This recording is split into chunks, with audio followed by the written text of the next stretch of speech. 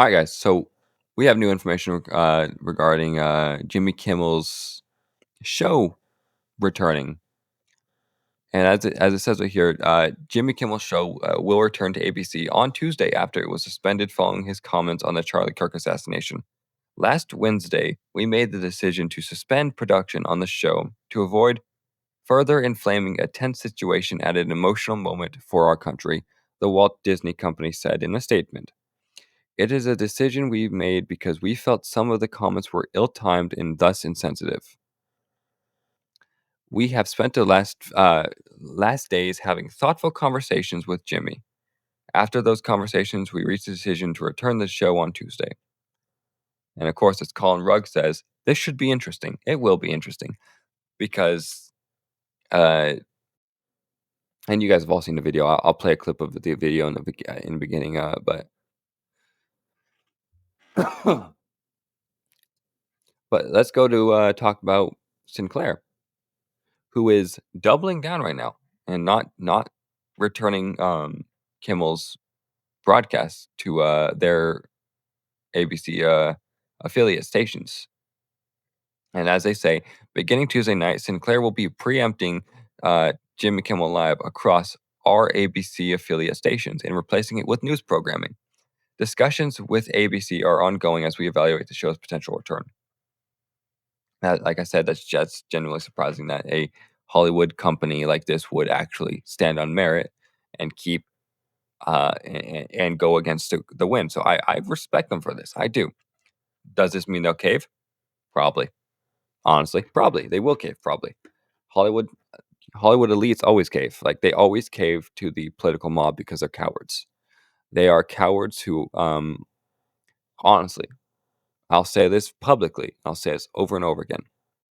Nobody cares what the court jester has to say because they're the court jester. They're only there to entertain you. Their opinions on government do not matter because they're there to entertain you. If they want to get involved, they can enter politics.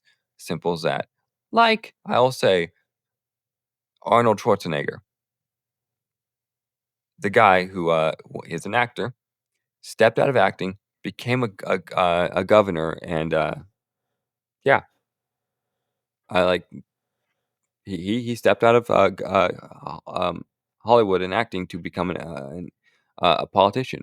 So I feel like he has a right to speak on politics. And I'm not saying they don't have a right to speak on politics. I'm not saying that they don't. The people in Hollywood they don't. I'm just saying that their opinions mean nothing. They think that like they sit here, they create these petitions and like, oh, people will sign these petitions because we're Hollywood actors. You guys are so full of yourself, and of course, we all know that Hollywood actors are so full of themselves, and we know people like Jim Kimmel are full of themselves. They think they are the top of the world. They think they are the best, and they sit here and they look down upon everyone they disagree with. And like there are people who are constantly saying, "Oh, this is a horrible attack on free speech. You don't defend free speech for your life." I did not see a single one of these actors defending Gina Carano when she was fired. In fact, when Pedro Pascal made a statement calling everyone he disagreed with a comparing them to the to 1940s German soldiers and yeah, and then compared them to the Confederation. Nobody on Disney fired him. Nothing. Not a single one of them fired him for harassing half of Disney's customer base. And yeah, so there's a lot of hypocrisy from the Hollywood elite here. Of course, none of them care about hypocrisy. None of them do. Absolutely none of them do. And you can see how much it's how hypocritical they are because in the same week, in the same week that they all celebrated an assassination of a freedom of speech advocate. they are now whining that freedom of speech is under attack because a late night show host was kicked off the air um, because Sinclair and Nexstar were like, "We don't like this. We don't like people being so blatantly wrong, and not just wrong, lying. Such disgusting comments and all that." And they're like, "Yeah, we don't support this." So, but all these people are saying this is a egregious attack on our freedom of speech, and all these right wingers who claim to be freedom of speech advocates are all hypocrites. And I'm like, no, you're the hypocrites because you simultaneously, in the same breath, will cheer on the death of a freedom of speech advocate because he said things you disagreed with, and then have the audacity to sit there and then freaking try to justify try to explain why people should be upset because a late night show host who made blatant lies about the assassin of Charlie Kirk. They made blatant lies about He made blatant lies about the situation, and then refused to back down and doubled down, and refuses to apologize, refuses to admit he was wrong, which proves that he's lying about this situation because all the evidence around proves otherwise, proves his statement otherwise. So it's quite sad. It's quite crazy. It's quite insane that I just I find it ironic. That's what I do. I find it ironic that these people on in these Hollywood elites will whine and whine and whine about freedom of speech being under attack when Jimmy Kimmel gets his show canceled, but they will celebrate when an assassin takes the life of an actual freedom of speech advocate who, keep in mind, never once advocated for violence towards any single person, always advocated for dialogue. And it shows just how bad the left's arguments are because they lost the debate. They could not argue with him, so much so that someone decided that they were going to kill him. It really shows how weak the left's arguments are, and it only gives the right more grounds to defend our positions even more. And I'll say this over and over and over again. I will continue to say it over, and I'll preach it like I've said, preach to the rooftops. Do not give in to fear. In fact, I am doubling down. I'm tripling down on my faith and on my convictions because I believe it's the right thing to do. And like yesterday, I made a video on talking about forgiveness and all that, on my religion, on my stance of forgiveness, how Christ forgave us of our sins. So we are all supposed to forgive. We all should learn to forgive people. Doesn't mean what you think it means. So I recommend going and watch the video if you haven't seen it. And I'll be creating that video around because I think that's a video I want to share around. But like I said, this is just typical Hollywood hypocrisy.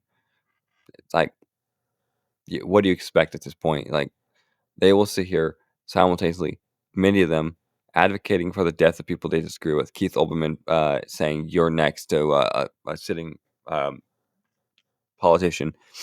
Yeah, and then quickly deleting his tweet and not realizing that the internet is forever. You make a post, people are going to see it, and they're going to share it everywhere. Yeah, so maybe be smart with that, especially when you make a post saying "You're next" and saying the name of the person and saying "You're next." So yeah, you probably shouldn't do that at all. And FYI, this person who he made that threat to uh, is having the FBI look into that statement. So Keith, buddy, you might have made a big mistake this time because you couldn't keep your trap shut for 5 freaking seconds. That's all it takes. You don't need to speak on everything. I don't need to speak on everything. I don't speak on everything. I speak on things I think are interesting. I speak on things I feel worth talking about. But if I see if I see someone I disagree with, like freaking Harry Sisson, I'm not going to respond to a lot of his stuff because I just don't care. I disagree with him. He's a whiny soy boy, and that's all he's ever going to be. And so I won't whine. If he makes something I disagree with, I'll roll my eyes. I'll be like, okay, but I'm not going to make a post being like, screw this Harry Sisson guy. I don't care enough. And but I laugh because like people like Keith Olbermann, they are just so in their own heads. They are so in their own heads. They are so engulfed in themselves. They so obsessed with themselves that they feel like they can say whatever the hell they want and get away with it. And well, he might be finding out the hard way. And just gonna say this. So my a few Twitch streamers who are saying have been saying some abhorrent shit and advocating for some very illegal actions. Yeah, and even calling for the one of them even called for the death of a person. I think you guys know who I'm talking about. Um, but overall, like I said, these people need to start learning that there's consequences, and that doesn't mean vigilantism. That doesn't mean we the people go and bring them to justice ourselves. I might be in the ever the optimist, but I do believe the law will take will win in the end. I just and not because not because it has, but because I believe as we're turning more towards Christ, as we're as a country, as we're turning more towards God, that justice will start winning in the end. And it's not going to be an easy trip. It might not even be immediate, but it will happen.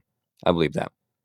So overall, it'll be a fight, and we have to continue fighting, not with our hands, not with weapons, but with our words. Words are more powerful.